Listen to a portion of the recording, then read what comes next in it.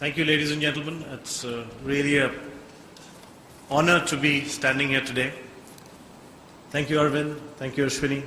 Thank you, every one of you here who's taken time out to be here with us in this evening.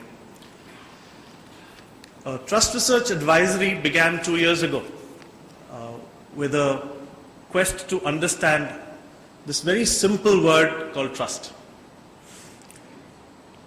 I have learnt already in the few minutes that we've been here through the talks of stalwarts, we've already heard a new term called Trust 4.0. We'll incorporate it in the next edition for sure. And Ashwini has added a few nuggets of gold into that as well. Such is trust. Truly speaking, there is 6.7, the billion number of billion versions of trust that are there is actually something close to 7 billion, the number of people on this earth. That many versions of trust. Meaning each one equates trust to what they believe in, what they want. Loosely defined, trust is the degree of believability. It's the degree of believability that one places on a person, thing, service, place, food, cuisine, name it. Girlfriend, wife, both, whichever. But it's such an intangible that we often fail to see, and we all are so close to it, we don't really connect too deeply into it. We don't go the next step. We don't try to see what trust will have beyond those few components that we understand it as. So what we did was understanding this to be a primary bond. What we did is we tried to seek deeper depths. We went to deeper depths and tried to understand what is trust made up of. There are some studies, nonetheless they are very good studies as well, which basically talk about putting trust on a hierarchy. But we found that the minute you asked a person or a group of people about how much you trusted, the interpretation of trust became ambiguous. You could not compare one trust to the other. Because like I said, there are currently 7 billion or more versions of trust, or a little less. Therefore, the only way to measure trust was to go into its components. Truly speaking, measuring trust is something like measuring happiness. I can sit down, ask my friends here, a few of them, as to, okay, how much on a scale of 1 to 100 are you happy? I can see a few faces who are going to go say 99. A few will say it after a couple of drinks in the bar. But finally, we will never be able to compare one's 98 to the other's 99. Because our concepts of measuring those trust or happiness is equivalently different. Similar, such as trust. Each one has their own version. And therefore, to create a level understanding, the same metric on which we could measure one's trust versus the other, we spent 2 years talking to psychologists, behavioral scientists, as well as several of communication experts to understand what goes into trust. And essentially, all of them contributed largely, and the ones that did most were people who research children's trust, how the trust in a child develops. We had some surprising findings, and amongst them is the fact that the more distant a child and the second most closest person to the child after the mother interacts, the way that they interact with the child, that actually begins to define certain aspects of trust, the core aspects of trust. So what is this, if I may, animal called trust? What is this animal called trust? So we look at it in this way, and I can do a small little interactive session here, and we'll find that we really don't understand this too well.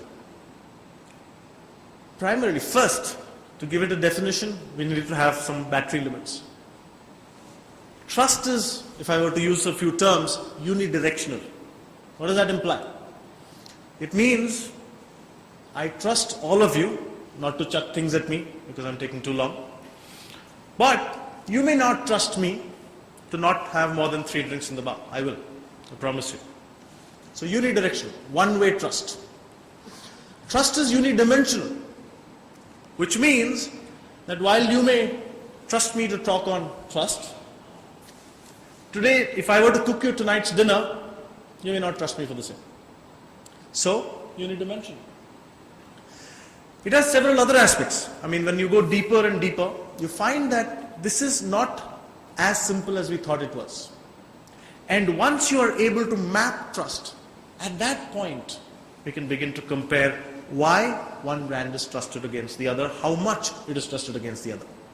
And the only way to do it is go into its components. So when we researched 2 years, we found trust to comprise of 61 components.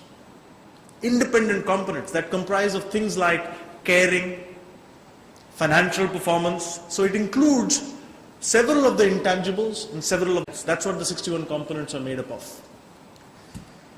And they have been grouped into 10 different groups, what we call composites.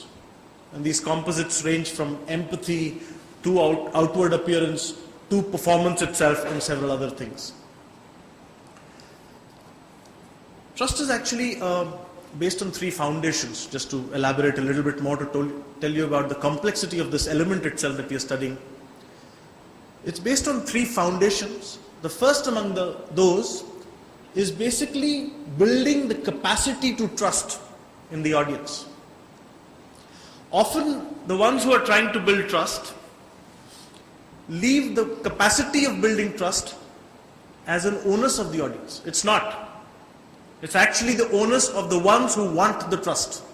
So the first thing that we start off with, if we want to build trust, is building the capacity to trust. It is my duty to make this environment trustworthy for me. Otherwise, it won't be a happy ending for me for sure.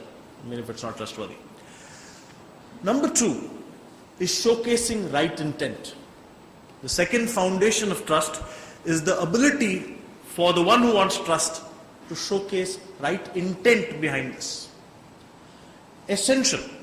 If intent is questioned, nothing will work. There will be no trust. The third element is showing relevant competence. Again, the relevant competence the example of my cooking food will work well. Relevant competence. That's unidirectionality, unidimensionality as well. Such is the nature of trust.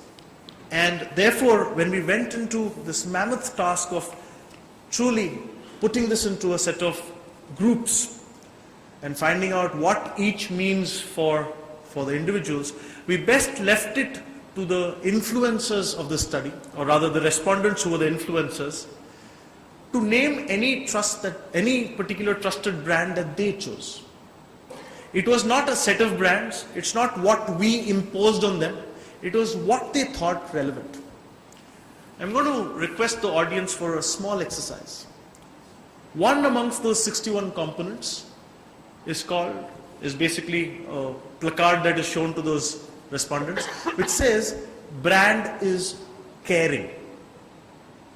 I request you, you have a piece of paper and a pencil in front of you. If you would just name 3 brands on that piece of paper.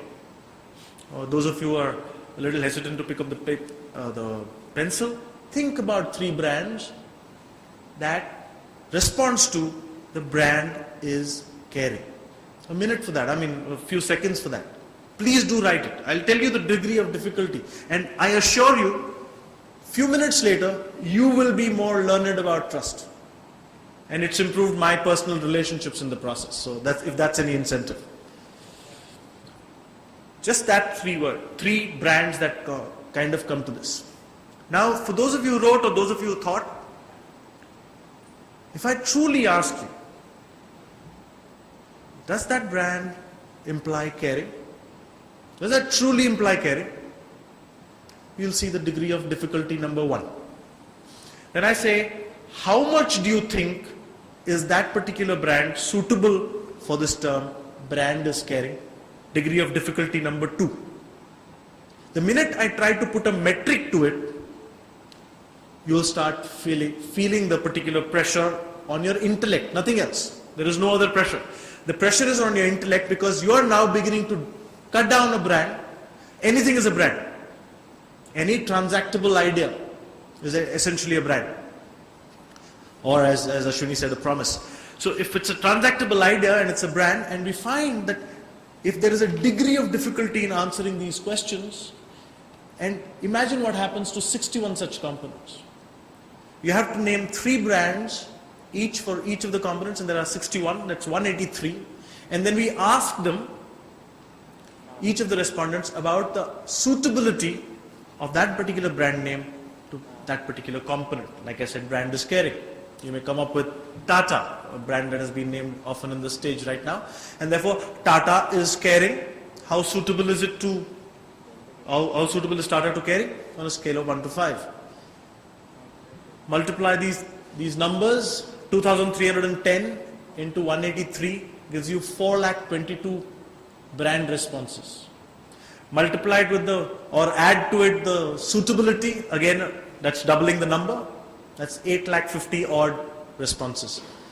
We had a brand recall question in the entire responses that we asked from the respondents, and that gave us something like 50,000 odd brand names. Total unique brands. I was just around here and a gentleman of a close friend's friend asked me, how did you study 16,000 brands? We didn't actually. They were named. So they were named in responses to 61 components. We didn't study them. They were responses of the influencers, as you call it. Who are these influencers that we studied? These influencers are people who work in corporates. The very same people who not only buy your products, you saw 2 representative people who are representing the entire 2,310 people. They are people who not only just buy and just talk about them at home, but influence their own circles. They carry a lot of weight in their own circles. They were between 18 to 50, the age groups, divided by the same data as census, according to cities. 9 cities was the basis. We had, they were from companies which were above 50 crores in turnover. Minimum employee size had to be 200 and above. They all had to have an earning capacity of more than 1,80,000 rupees per year. That was the minimum. There were people who were earning 40 lakh rupees a year. And I wasn't one of the interviews in that particular category, so that's not my salary level either. So that's one of the basic levels of how rigorous the deciding of the respondent set was. The rigor of the study. We have 2 partners, both of whom are represented here. The first was Indian Statistical Institute. They helped us analyze. They're a reputed statistical analysis institute based out of Kolkata, headquartered out of Kolkata rather. And they helped us basically analyze this mountain of data and make sense out of this close to 1 million data points. And once we made sense out of that, they basically helped us create an index based on several complexities. These complexities were whether a brand has been mentioned a particular number of times in a particular city and a percentage of the total number of occurrences of the brand. Because we can't have a particular city alone dominated, so it had to have that particular component. Whether for any one component it was LG, Nokia and Tata mentioned in that order, or was it Tata, LG and Nokia mentioned in that order. So therefore there was a position reference to that index. The third reference to the index was actually to do with the suitability, the score of 5 to 1 or 1 to 5 that we asked them, how suitable was that? And of course there was also a component of standard deviation to account for the variance. Such was the complexity that they brought about into the development of an index, a robust index which was tested and found to be valid statistically as well as useful for us in applying this across the 16,000 brands. That helped us to truly rank these 16,000 brands according to an index that each of them got.